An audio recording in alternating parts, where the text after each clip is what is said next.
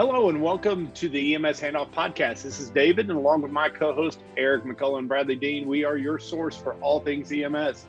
Tonight we bring back a guest we've already discredited the whole distinguished, just have a little bit of fun.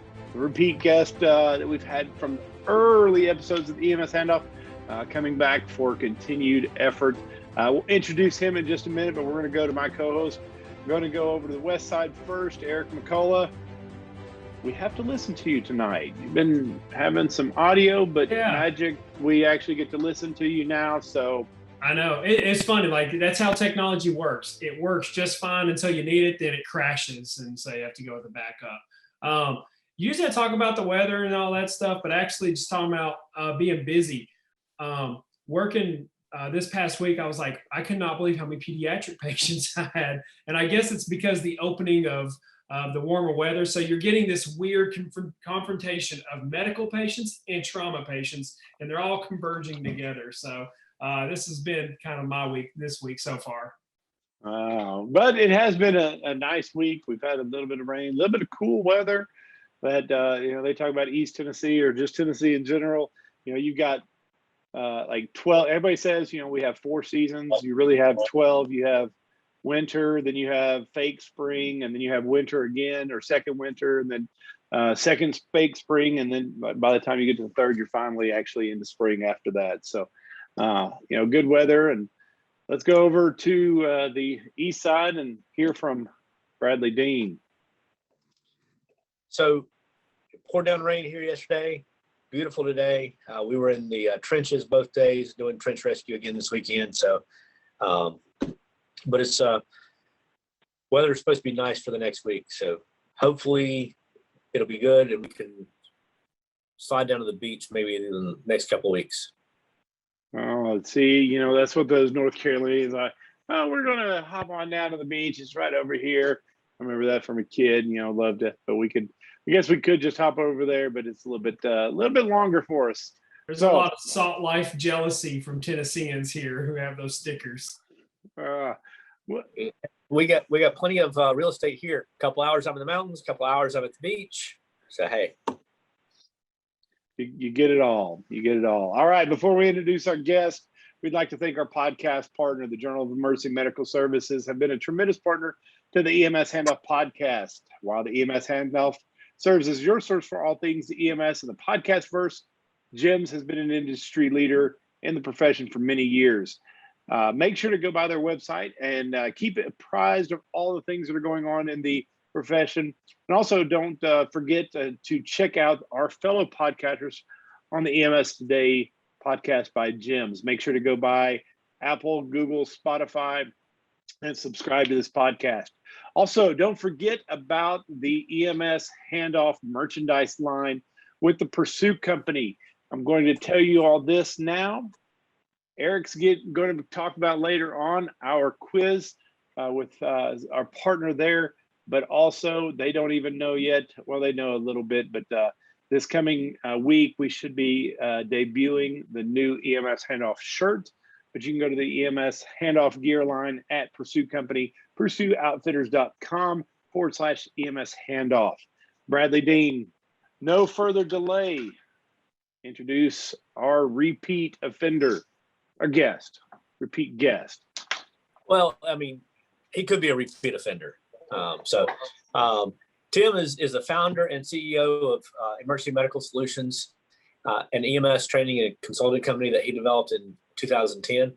He's got 2 decades of experience in the emergency services industry. He's worked as a career firefighter, a paramedic, critical care paramedic in a variety of urban, suburban, rural, and in-hospital environments. He's got a background as a company officer and chief officer level experience, in addition to training content, delivery, and program development, spanning his entire career.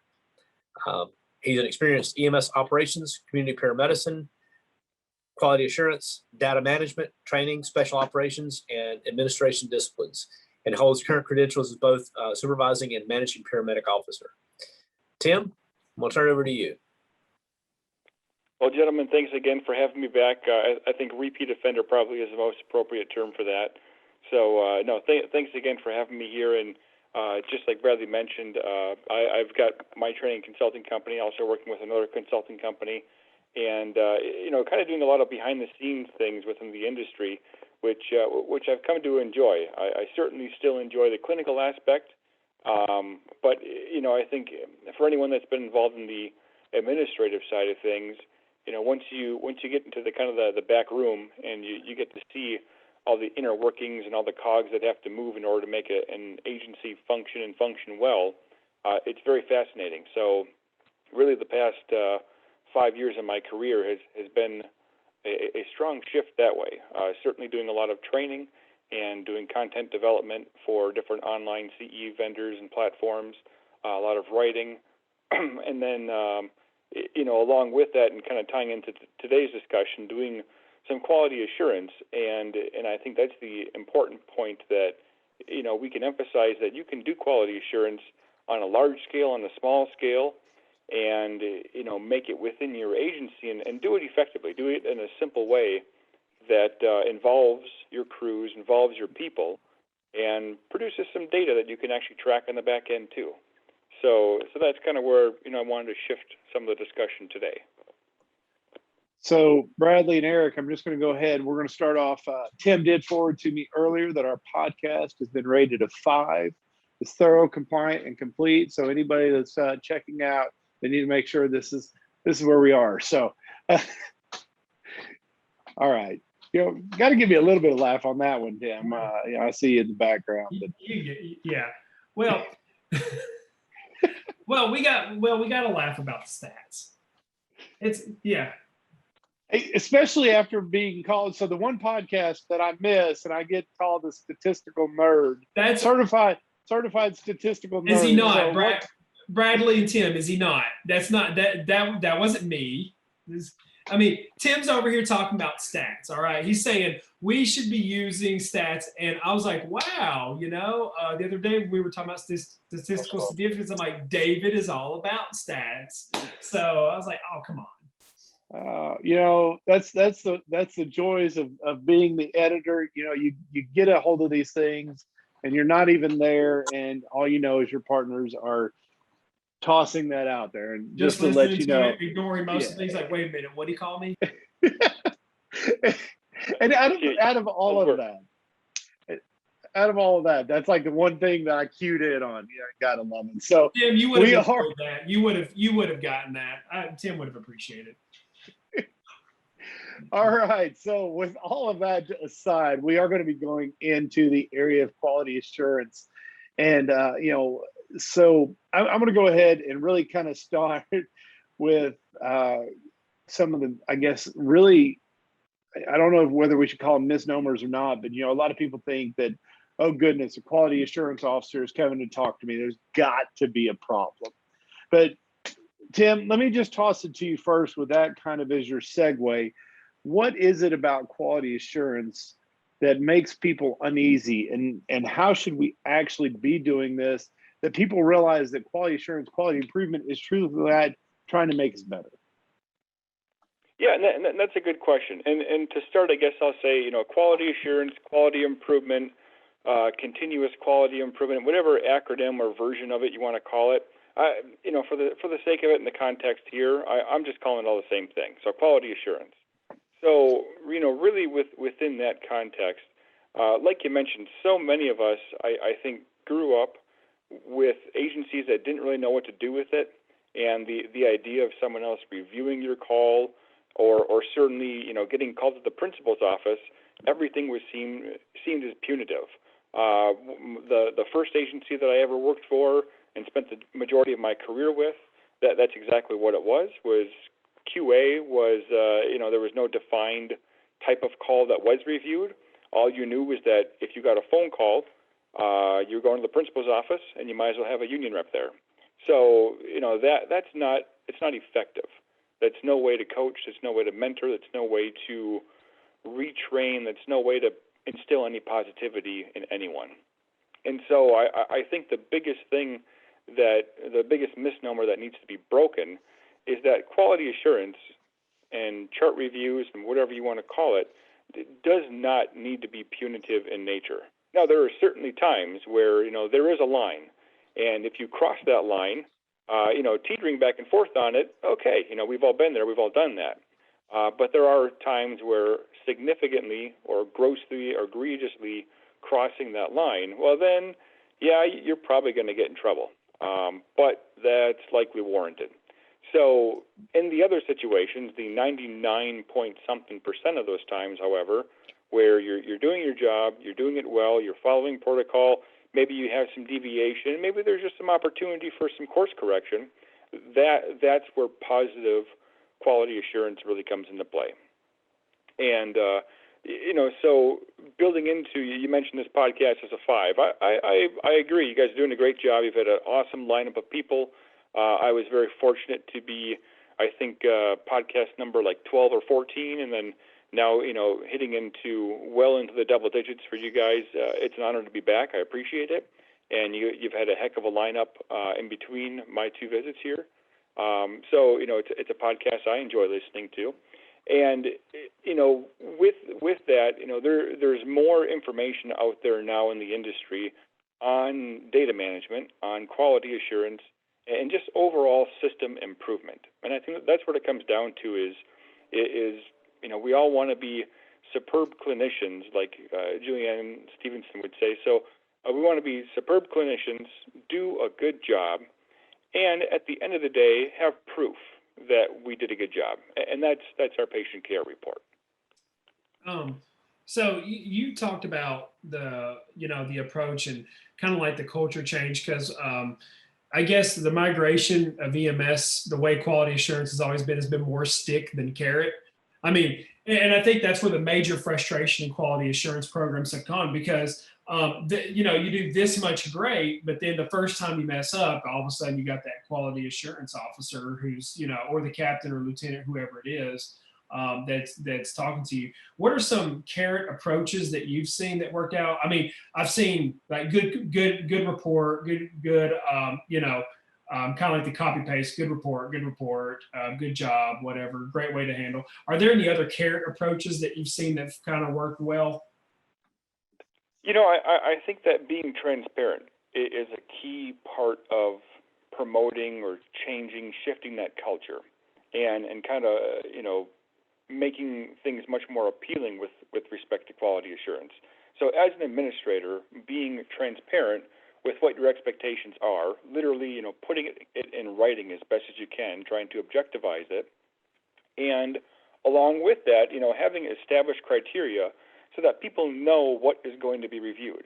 Now, if you're small enough or if you're a well-funded enough agency that you can have the infrastructure and the system of people to review 100% of your calls, then wonderful. Then you know that every call you go on is going to get reviewed by someone. A shift is going to review B shift's reports or whatnot. If you know that going into it, then great. There's no surprise. Or if you know that every time you go lights and siren to the hospital transporting that you're going to get your call reviewed, then okay. You need to be on your best behavior, put out a quality product, a quality report. So that transparency, I think, helps to at least start from the beginning and instill the culture of positivity. And that way, when people get messages, from their PCR system or in reply, good report, bad report, you at least expect something in return. But I think the key thing to it there is also trying to objectivize something subjective. And that's kind of where developing some sort of rubric, some sort of benchmark to work off of is important. So one of the things that anytime we get into the realm of documentation, one of the key things that I want to talk about, especially under as you mentioned, the quality assurance, whatever name that you're going by, we are not talking about looking at these run tickets for the purposes of billing support. That's not quality assurance. That is not what we're actually taking a look for that documentation. So what we're talking about is, as you kind of mentioned, hitting, if you're not able to review 100% of those calls, what calls are being reviewed and what are we looking for? So ultimately, our goal would be similar to watching film in the NFL, that whenever something happens, you go back and look at the information. You have that quarterback's coach or that, positions coach, like, look, if you would have done this, or this would have occurred, and we would have scored versus getting sacked or getting intercepted or something like that. That's really it. It's looking at that game film, and our game film just happens to be run tickets. Yeah, and I think that's a good point. With respect to your patient care report, your PCR, and and talking in generalities with not only the drop-down stuff, but also the narrative. There are, I guess, three major functions of it. There's a billing aspect, which is certainly important. That's how we get paid. That's how we get the bills, taken care of. So billing is absolutely important, and it's only becoming more apparent and more important too. The other aspect of that is the clinical side, making sure that you did a good job, you upheld the standard of care, you followed protocols, and so that is largely the part of the discussion for here. And then the other part of it is the medical legal side, which the significant majority of your reports, the odds of you going to court over something are very slim. However, there are, I would bet, more times than not that your report actually does see a courtroom or a deposition, or at least the hands of a lawyer. So, it probably is fair to even bet that majority of the motor vehicle collisions you go on, if you transport someone, there's insurance monies being transferred, bills being paid off of that. They're going to want to see your report. So you may not know about it as the clinician, however, your administration does know about it.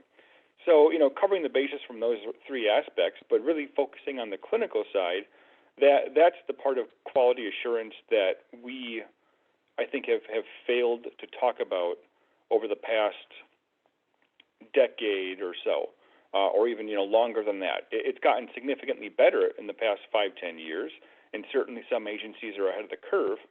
But, prior to that, completing a patient care report was really their one for medical legal, so that we could threaten everyone with, well, what if you go to court? And then two, being able to bill. But as we really focus on evidence-based practice, as we focus on improvement in actual patient outcomes, that clinical component is the important part that we need to emphasize even more going forward. So let's go ahead and jump right into that. One of the things we're going to discuss tonight is your PCR grading rubric that you use as part of your introductory quality assurance workshop. So let's kind of talk about that and get into how that's implemented within your quality assurance programs. So if you would, if you don't mind, go ahead and give us a kind of an overview and how that gets implemented.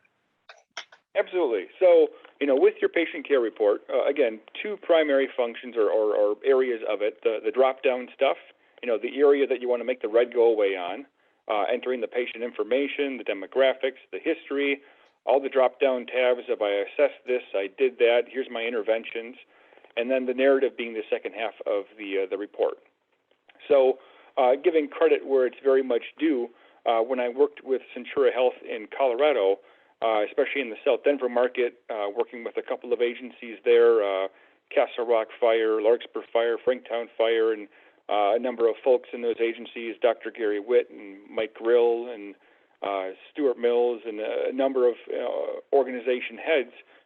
They were huge and key with pushing and promoting the idea of let's do an in-house review. And not only with that, doing an in-house review, but let's try to somehow objectivize the subjectivity. And so within their system, they promoted a 0 through 4 scale, and I've made some modifications to that. And what I've embraced and am emphasizing and promoting to agencies is essentially a 1 through 5 scale rating on your patient care report. And it's based off of two primary factors. Is it compliant? And is it complete? And compliance with respect to protocol and standard of care.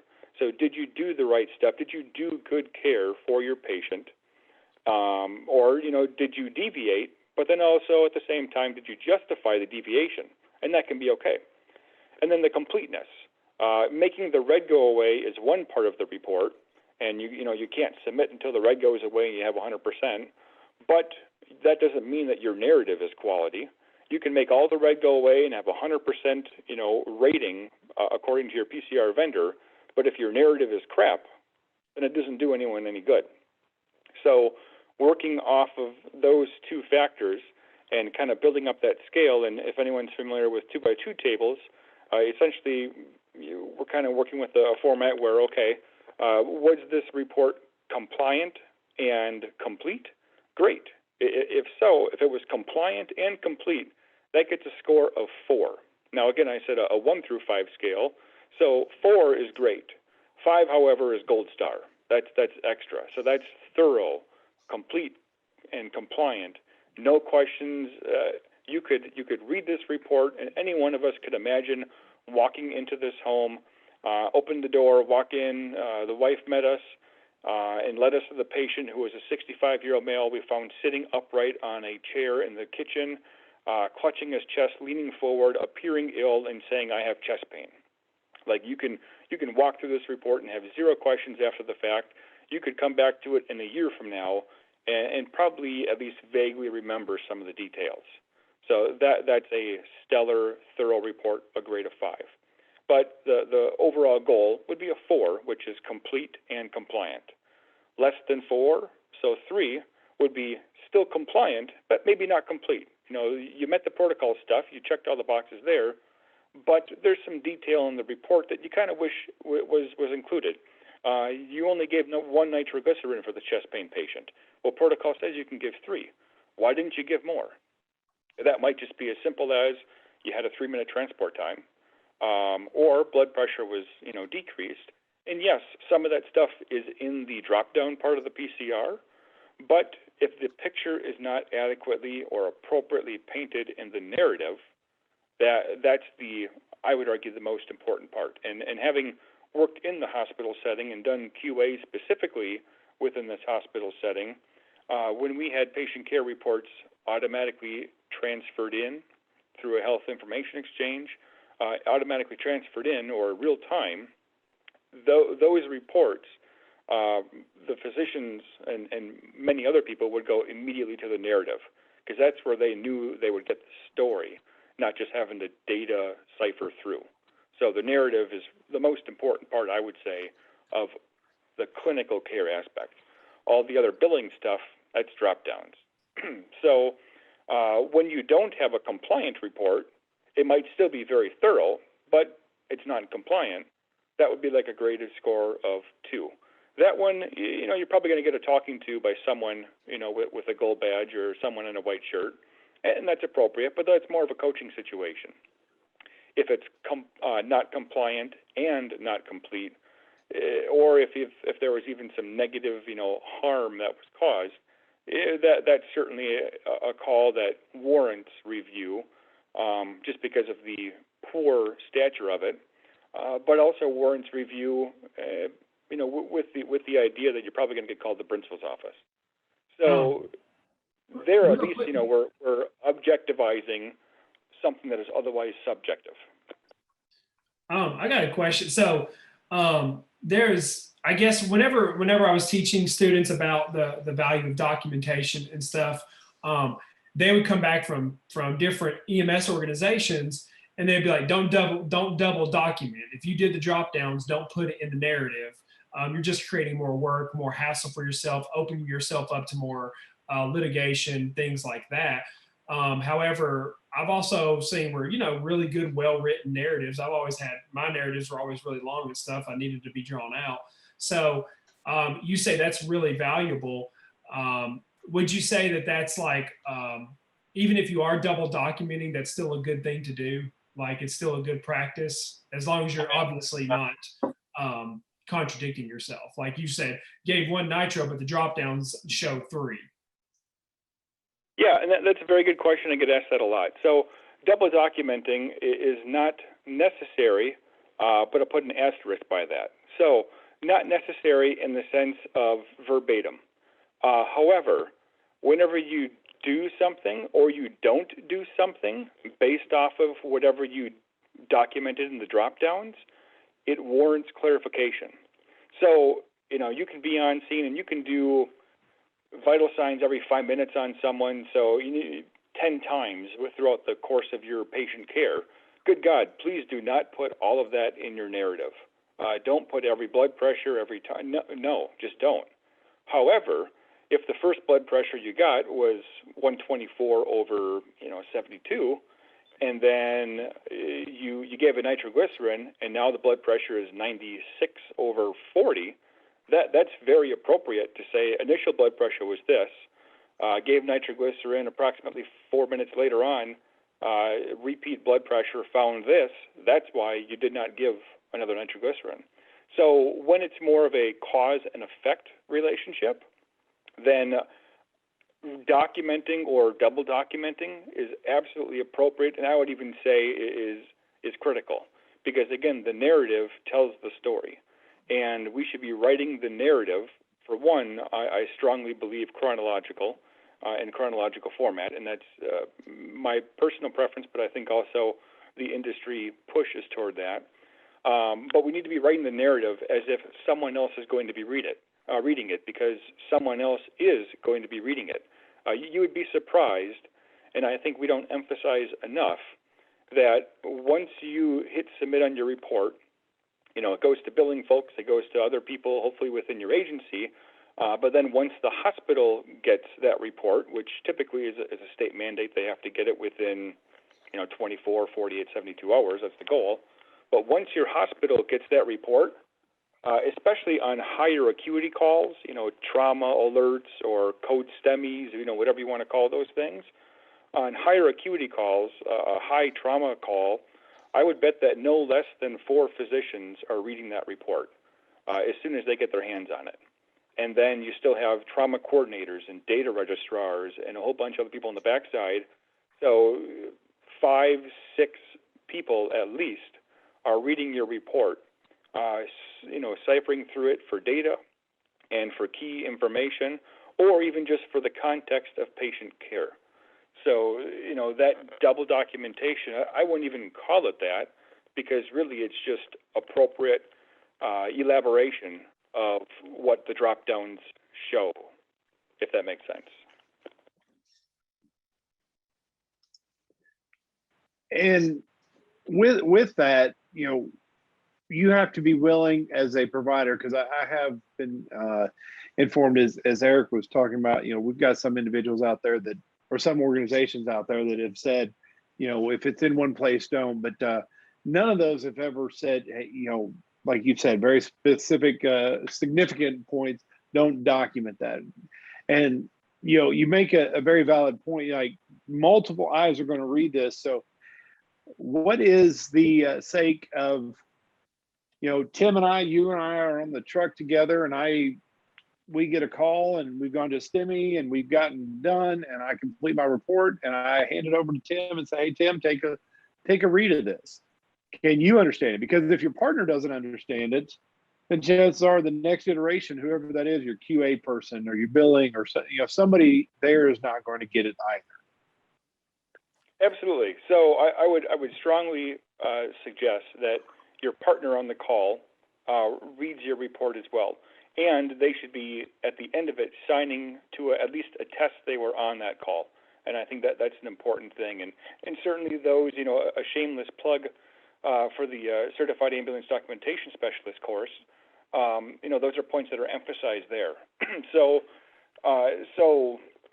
with, that kind of check and balance, that way, yes, someone else can follow along to make sure indeed that you did hit the high points, didn't miss any of the key details related to the call. Those are all, key things that we should be documenting in there. And, again, painting that picture so that others, not just lawyers, but others in the healthcare community and industry can follow it and have a flow to it. And I think that's the important point of doing a chronological narrative.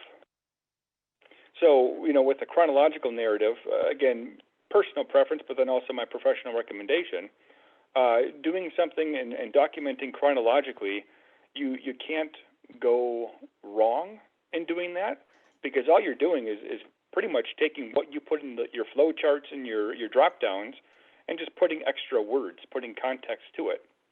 So it's a natural flow as opposed to SOAP and chart and iChart and chart E and iSOAP and whatever other stuff is out there. There's a lot of bouncing around, and it's hard to read that, and it leaves a lot of questions. And questions are not good when it comes to reporting. Questions are not good when it comes to documentation because it leaves that an element of interpretation open for someone else to look at. And I've seen some reports that have been just so egregiously horrible where the clinician literally just put chest pain protocol followed or standard protocol followed. For one, that's horrible. That's negligent, with the context of report writing.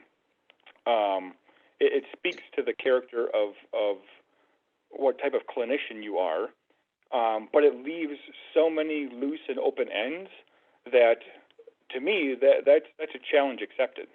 So if you're going to just say standard protocol followed or chest pain protocol followed, okay, game on. So let's talk about your chest pain protocol. You said you followed your chest pain protocol. Tell me it.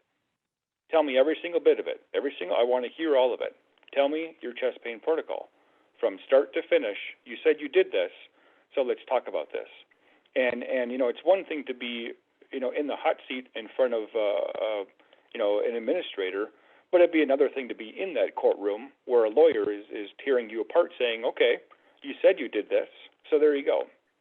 And it's much better, it's safer to actually document what you did indeed do rather than leave it open for speculation. And we talk about documentation and we always threaten or say that, if it wasn't documented, then it didn't happen. But also the other side of that too is that if you did document it, then it sure as heck better have happened. So certainly don't exaggerate things, don't lie, don't try to make your report more billable just because you think you should. That's called fraud. Do a good job. Write things down as they happen. Give detail as it's needed, and certainly if it drives your clinical decision making, if it drives what you did as far as an intervention or did not do, then document it. This might be a good time to make, you probably will agree with this. Actually, I can ask if you agree or disagree, but the copy paste. So what I'm talking about, people who have built Google templates or whatever templates for medical calls, trauma calls that they go on all the time, they build templates for. They'll copy and paste those things. And I don't, for one, have at the core of it, I don't personally have an issue with it if you know what things to fill in or fill out. But have you seen that work? I'm sure you've seen it both ways, work to advantages and disadvantages. I used to teach my students that, like, until you learn your own process, it probably is good to have some type of template to go off of and then just kind of fill in and out. But I also see at 2 o'clock in the morning when you've run 10 calls, that is awfully, because you're paying attention to detail in a way that you don't want to anymore. The adrenaline rushes down. I keep disappearing. The adrenaline rushes down, and you're really not paying attention. So have you seen that? Have you seen that gone awry before when people use the copy paste method? Yeah, I've seen it done well, but then again, as a clinician or as the documenter, you've got to pay attention to detail. But I've also seen it go horrible where it's been a cut, copy, paste, and forgetting to remove some of the components, I think is the biggest part. Even taking a step backwards and saying that auto narration, I'm comfortable with going on the record and saying that I adamantly oppose auto narration, just because it does not portray the picture. It takes what was done in or documented in your flow charts and your drop downs and adds words like the and a and an and is and that and what. So no, it does not produce a quality report. I feel like those auto narration things would be like Siri trying to take over and do your narrative for you, misinterpreting things, not even like You gave hydrochlorothiazide, they turned it into something completely. But I see what the issue is with auto narration. Yeah, and as an administrator, if that was part of my purview and oversight, I would turn that function off, disband it, allow it, and delete it in any way I possibly could. But as far as other forms of templates, I think there's a time and a use for it. But I would also argue that if you stick with just documenting things chronologically, that you won't need to follow anything else. And I say that especially for, many people in our industry are firefighters as well. So there's a difference between fire documentation, narration, or working on a NIFRS, National Fire Incident Reporting System, versus documenting on a PCR. Using SOAP and chart, doesn't translate over to, NIFRS reporting very well. However, documenting chronologically, you arrived on scene, or even before that, you were dispatched to this, you responded and arrived on scene and found this. Next paragraph, you did this in the house, or on scene, you did this stuff. After that, in the ambulance, you did this stuff. You found these things. Secondary assessment revealed this. And then in transport, maybe it was a short transport, short paragraph. That's simple. And then you got to the hospital and then did this.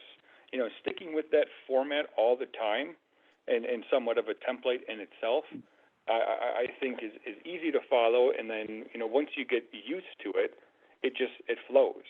And it's easier for us to keep the story straight in our head when we write it down that same way, just in order.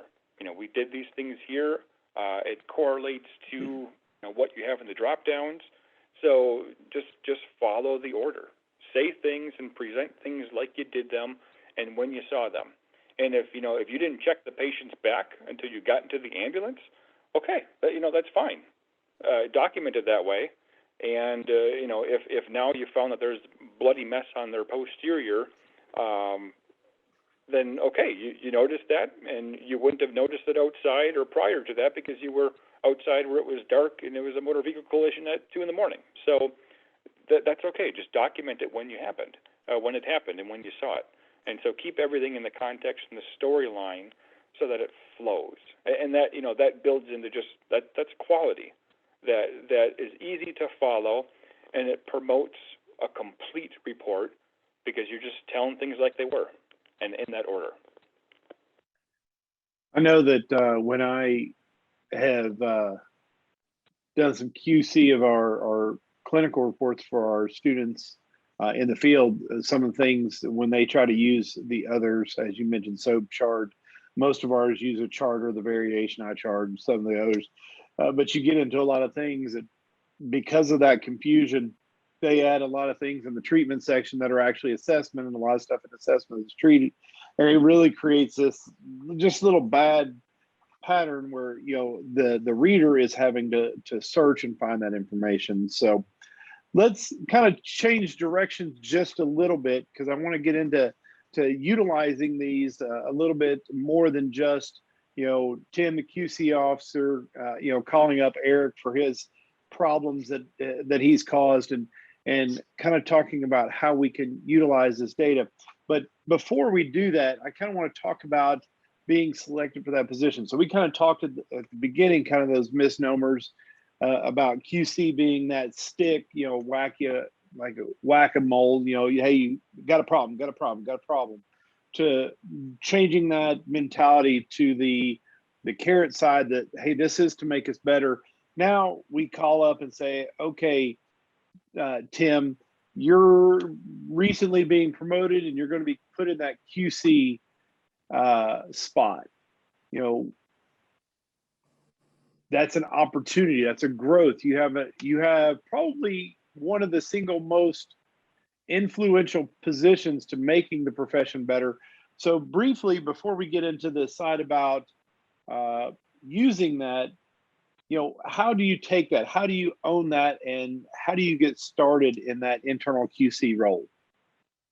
Yeah, that's a great question. So to my knowledge, I believe the American College of Paramedic Executives is building or working on a credential that is like a certified compliance officer, I believe.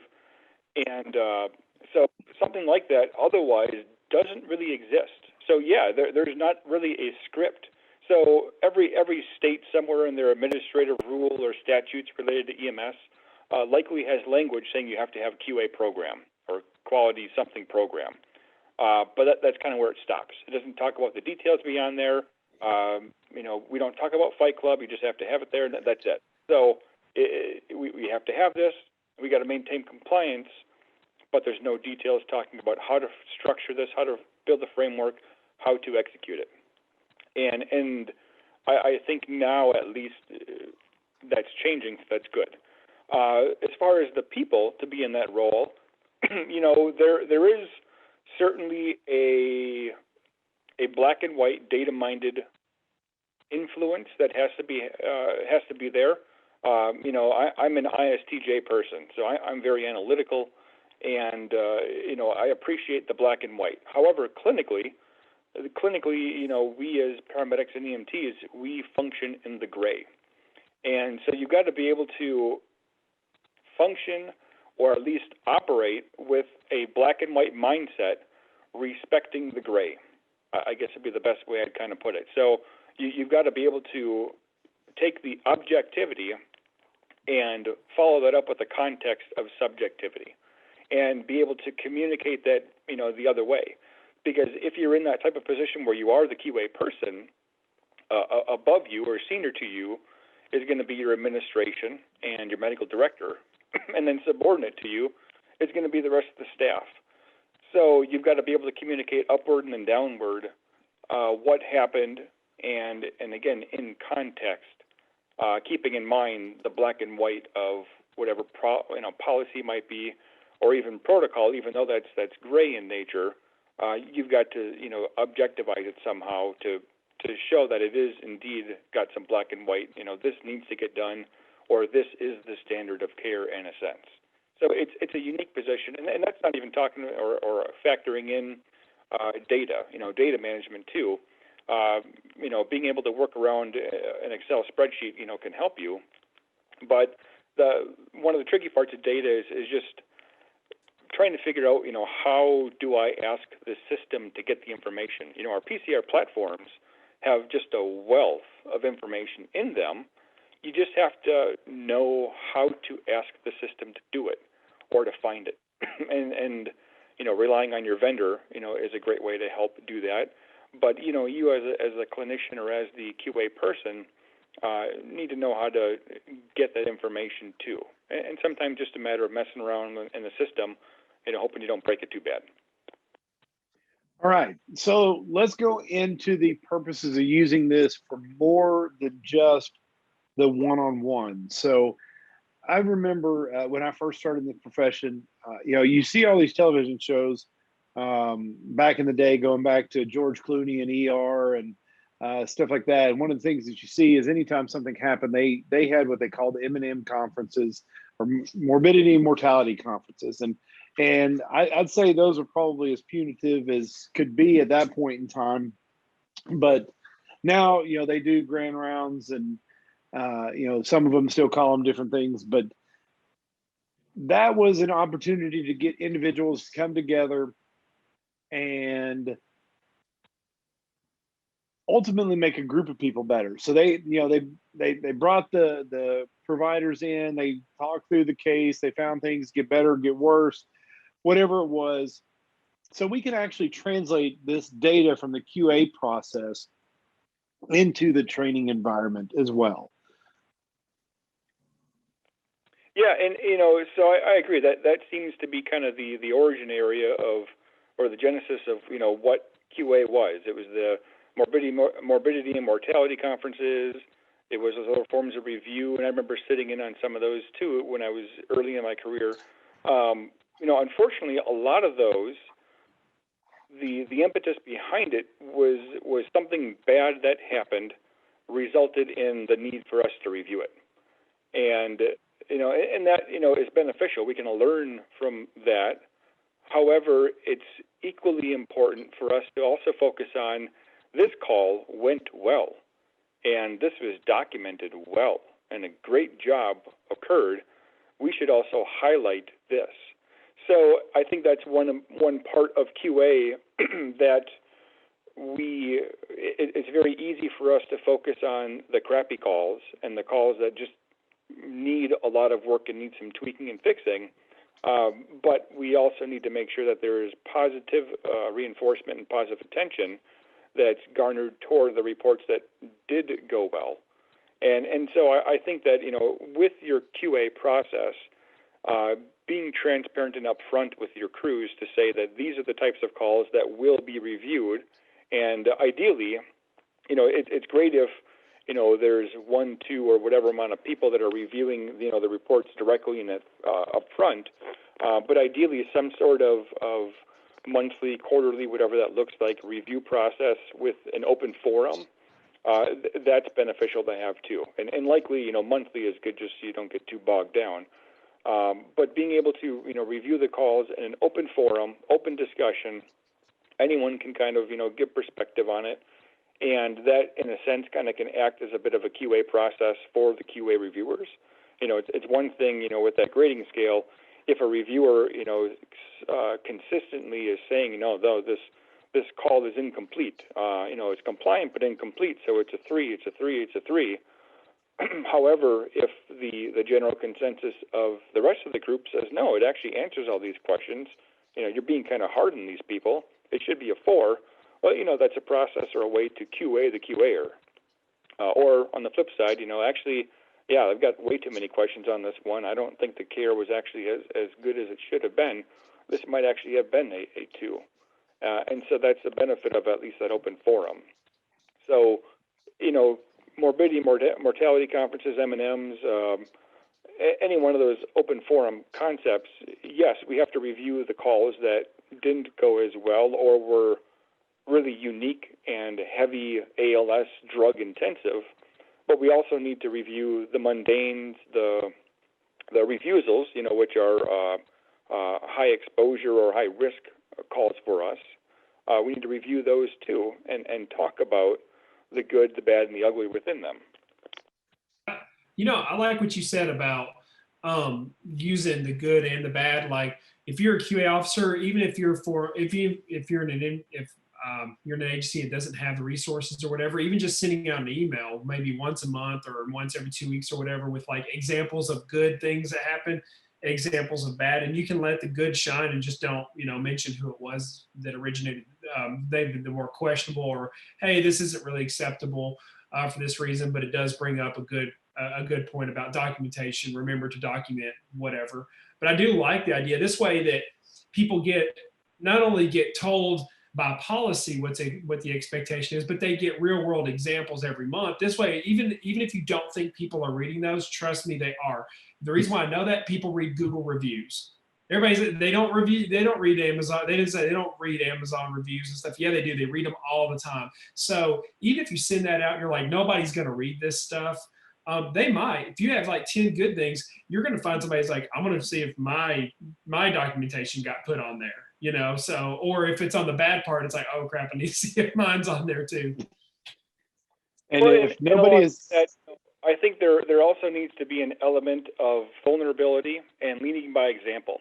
So if you're going to be in this type of position, especially, for those where it's like a promotable position, a chief officer or something, middle management, you've got responsibility, you've got hierarchy, and you've got subordinates, whatnot, with you and some authority. You need to also set an example and show other people what your expectation is. And I can recall a couple years back applying for like a deputy chief or chief officer position for a QA role, and they asked, how would you promote this process? How would you try to change the culture? And I said exactly that. The first 10 reports that we review are going to be mine. And no one's going to know that they're mine, but we're going to review them, and they're going to be mine. And you can critique the crap out of them. You can be difficult, hard, wanting more detail, whatever. Dissect them and beat them up. But they will be mine, and they will be my example starting Because, my example, at least believing that, I produce a quality product, but that's what we're going to start with. And I'm going to show you that I'm vulnerable, and I'm giving that, opportunity to everyone, but then also that, this is the expectation. So that's important too. So let's talk about some, and actually, before we even do that, and if nobody, I'm going back to Eric's comment here about reading Amazon reviews. I think everybody has at least read the Amazon sugar-free gummy bear review. That automatically is the first one that everybody references. So, I'll link that in the description for our podcast. People will go to. So let's talk about some of those data points that we can use as we start to wrap up here this evening. So talking about, I know there's some of them that hit you, but cardiac and STEMI, what as a QC officer can we start to use about some of those data points that you see? Yeah, good question. So, with data, it's more than just response times. I mean, good God, we're all sick and tired of response times and, 8 minutes and 59 seconds and whatever. So getting away from that, we're focusing more on patient outcomes. And so I think that's the key part of the equation that we oftentimes forget about is we've got to have more data respective to patient outcomes. So an easy way to at least work with this, and for some places it's going to be a small n, a small number, and others it's going to be larger.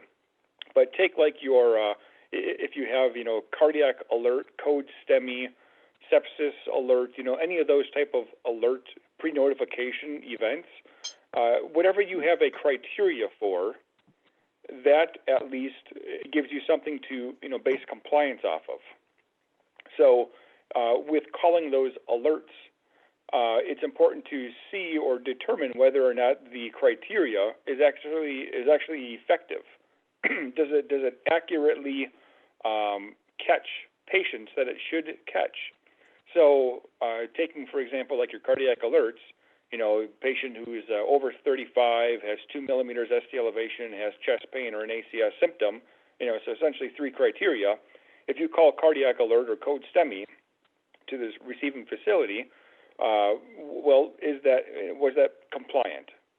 Did the patient actually have all 3 of those things and you documented them, yes or no? And it's just simple, yes or no. And then, did the patient have a heart attack? Did they go to the cath lab, or maybe they denied it, but did they get diagnosed with a STEMI? And again, yes or no. So kind of, building a little 2x2 table off of that. On one side, you're looking at the compliance of the criteria. The other axis is what was the outcome. From there, you're able to at least determine, okay, if I'm seeing a lot of patients who were called as a cardiac alert and actually had a STEMI, then okay, good. Our people are accurately identifying it, and our criteria stands up to it. As opposed to if our people are saying cardiac alert and they're not being diagnosed with a STEMI, well then what's going on? Why are we calling wolf? Is the provider just being rogue and not following the criteria because they should be following the instructions? Or are we calling cardiac alert, but the patient is not being diagnosed with a STEMI? Is our criteria too sensitive? Or the flip side of that, is it not sensitive enough? That's the part we want to avoid is we need to recognize, do we need to hone in on our criteria? So doing something like that, utilizing, not only the compliance, but then also the outcome can really help to drive and show, where your protocol needs to be updated or fixed, or if you really are on track clinically. All right. So a lot of good points from Tim tonight. So we're going to go ahead and start to wrap up for this evening. So Tim, any last thoughts on the QA process that you have from your perspective as we wrap up for tonight?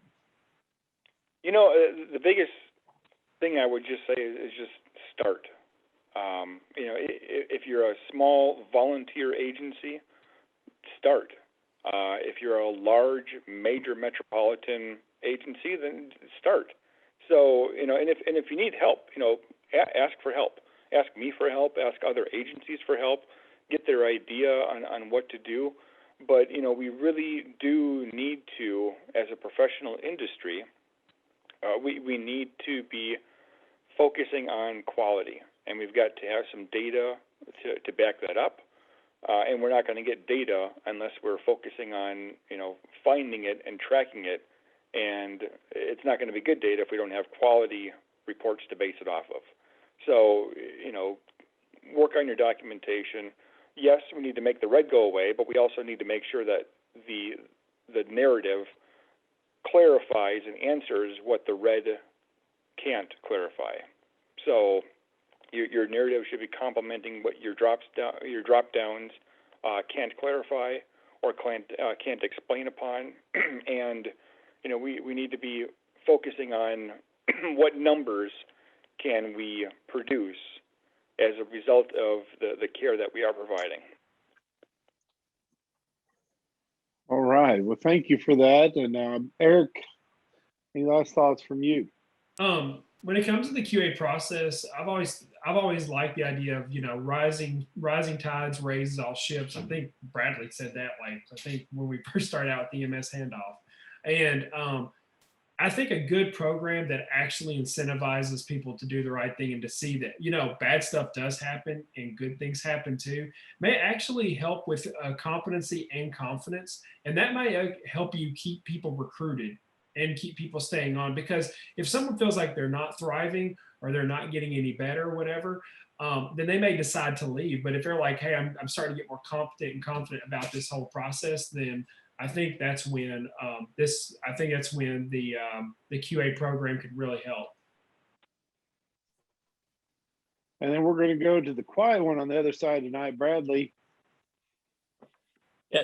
So, I started to jump in when we were talking about, double documentation. He kind of clarified that. So one of the big things I think people need to realize is there's 5 functions of documentation, and that's clinical, operational, legal, financial, and compliance. And if you've got drop-down menus, that's what we should really use to document stuff, because that's where we pull research and data from. And then if it's got, a comment section there, use that for that clarification purpose. If you can't, put it in the narrative. And then, make sure that whenever you document clearly and concisely, because you don't know who's going to be reading your report, as Tim mentioned earlier.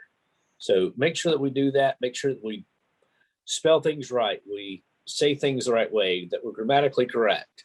And those really are important things, because if we can't do basic documentation, that usually leads into poor clinical care as well. And I'm going to kind of end this by saying, don't be afraid. One of the things I brought up during this was, make sure and proofread, but also have your partner do it. But if we think that we're doing something wrong in documentation, ask the question, whether it's our supervisor, immediate supervisor, whether it's our partner, whether it's another crew. If you have questions about whether your documentation is there, then do it. But if you get put in that quality control function, quality assurance function, don't be afraid there either. Take the risks to use this as an opportunity to make your service, your providers even better, and hopefully throughout your work you kind of span that out across the area, and somebody may pick up something you do and use it in their service. So listening to Tim. Now I do know if you want to reach out to Tim, you can reach out to him on LinkedIn, constantly trying to probe and prod individuals to think critically, think better.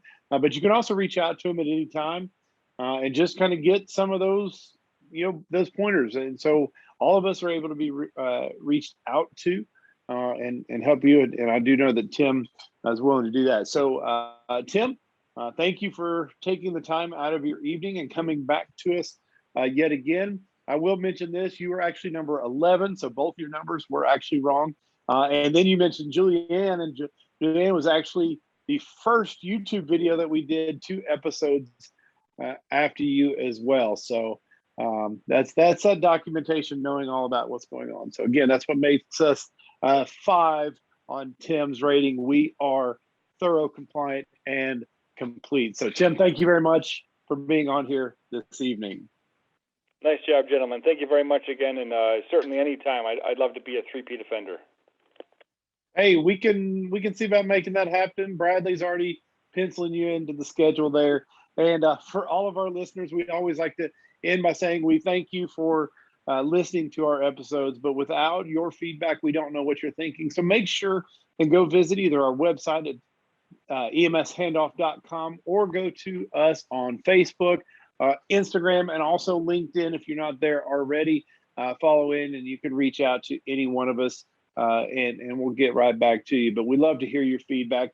Also, don't forget to go to by Apple, Google, or Spotify by EMS Today and like, rate, and review there. And also join us on YouTube for all of our live videos.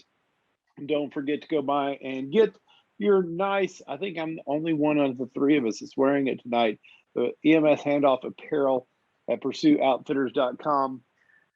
So on behalf of my co-host Eric Mccullough and Bradley Dean, this is David. Take care, stay safe, and always remember the value of your EMS Handoff.